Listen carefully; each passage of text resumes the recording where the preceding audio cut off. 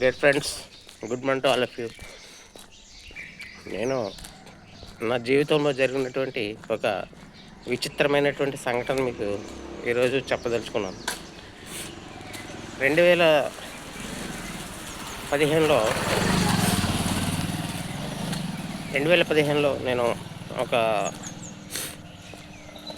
LIC పార్టీకి LIC పాలసీదారుడికి, అంటే అప్పుడే కొత్తగా రాసాం పాలసీ. స్పెషల్ రిపోర్ట్స్ పడ్డాయి. ఆ స్పెషల్ రిపోర్ట్స్ మొత్తం ఏంటంటే, మేము కాకినాడ సిద్ధార్థ హాస్పిటల్కి వెళ్ళి రిపోర్ట్స్ చేయించుకోవాల్సినటువంటి పరిస్థితి.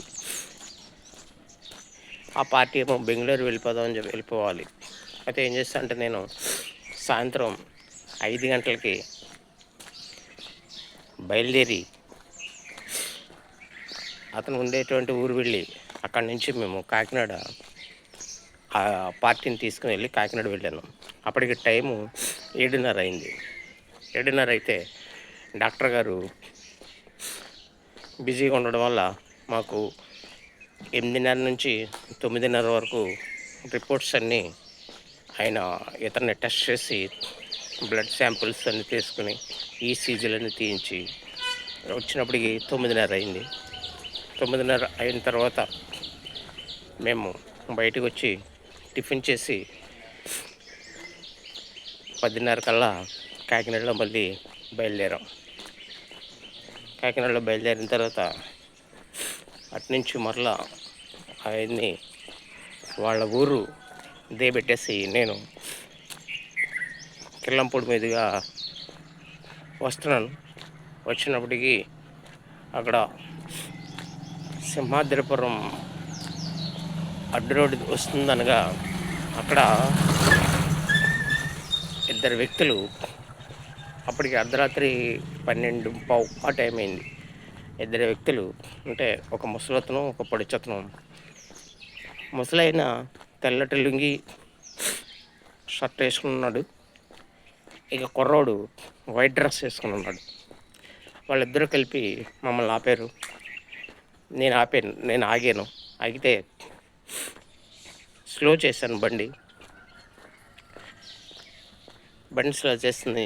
ఏంటంటే ఎక్కడికి వెళ్ళాలంటే, ఆ ముసలాయన నాతోటి ఈ అబ్బాయిని ప్రతిపాడు వరకు తీసుకెళ్ళిపోండి అని చెప్పి అన్నాడు. ఈ అబ్బాయిని ప్రతిపాడు వరకు తీసుకెళ్తే మరి ఈయన ఎక్కడ ఉంటాడు అనేసి నాకు అదొక విధమైనటువంటి భయం కలిగి, ఎందుకంటే నా దగ్గర క్యాష్ ఉంది, సుమారుగా ఒక 50,000 రూపాయలు క్యాష్ ఉంది. చేత నేను ఏం చేస్తానంటే, వీళ్ళెవరో ఇక్కడ అడుగుతున్నారని చెప్పేసి నేను చాలా ఫాస్ట్గా బండిని నడుపుకుని వాళ్ళని ఎక్కించుకోకుండానే, ఎవరిని ఎక్కించుకోకుండా బండిని నేను నడుపుకుంటూ వచ్చేస్తుంటే నా వెనకాల వాళ్ళు పరిగెపెట్టుకుని వచ్చేసారు. టప టప టప టప టప టప టప టప శబ్దం వచ్చేస్తుంది. శబ్దం వచ్చినప్పుడు నేను స్పీడ్ పెంచాను. వాళ్ళు స్పీడ్ నాకన్నా స్పీడ్గా పరిగెడుతున్నారు. వాళ్ళు స్పీడ్ పెంచారు. వెంటనే నేను ఏం చేస్తానంటే, నాకు టెన్షన్ వచ్చేస్తుంది, హై బీపీ ఏం చేస్తున్నామో అర్థం కాల. ఫాస్ట్గా వచ్చేసి పెద్ద గోతులో పడిపోయాను. అప్పుడు రోడ్లన్నీ కూడా చాలా పెద్ద పెద్ద గోతులు ఉండేవి.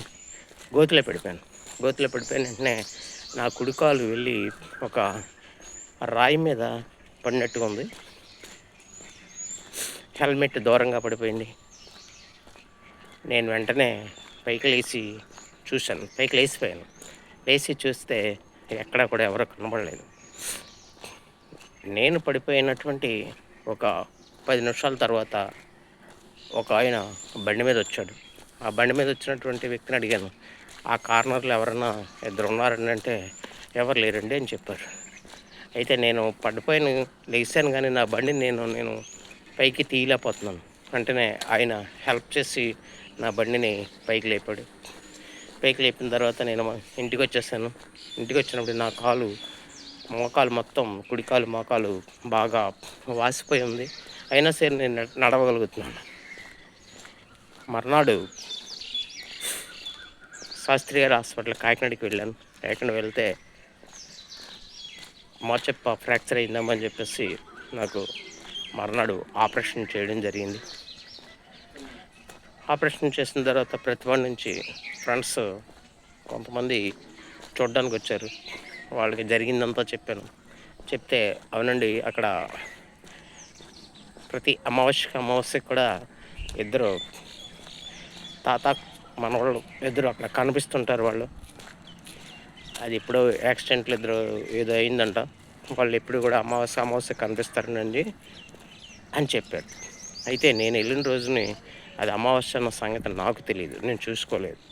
సరే ఇటువంటివి జరుగుతుంటాయి. అది నేను తర్వాత నన్ను చూడడానికి వచ్చిన వాళ్ళు ఎలా జరిగింది, అలా జరిగిందని అడుగుతుంటే నేను చెప్పాను ఇలా జరిగిందండి అని. వాళ్ళు ఈ రోజుల్లో కూడా ఇలాంటివి ఉంటాయా అని తేలిగ్గా కొట్టిపారేశారు. అది నిజమా, ఒట్టిదా అనేటువంటిది ఎప్పటికీ ఎవరికి అర్థం కాని ప్రశ్న కిందే మిగిలిపోయింది. ఎంచేతంటే యండమూరి వీరేంద్రనాథ్ గారు తులసి దళం అనేటువంటి నవల రాశారు. అయినా ఈ యొక్క సైన్స్కి మరియు ఈ క్షుద్ర శక్తులకి ముడిపెట్టి ఏది ఉంది ఏది లేదని కూడా ఆయన తేల్చకుండా వదిలేశాడు. అదేవిధంగా ఇది ఏంటి అనేటువంటిది నేను పూర్తిగానే తేల్చుకోలేకపోయాను. అయితే మాత్రం వాళ్ళు నాకు కనపడడం కరెక్టే.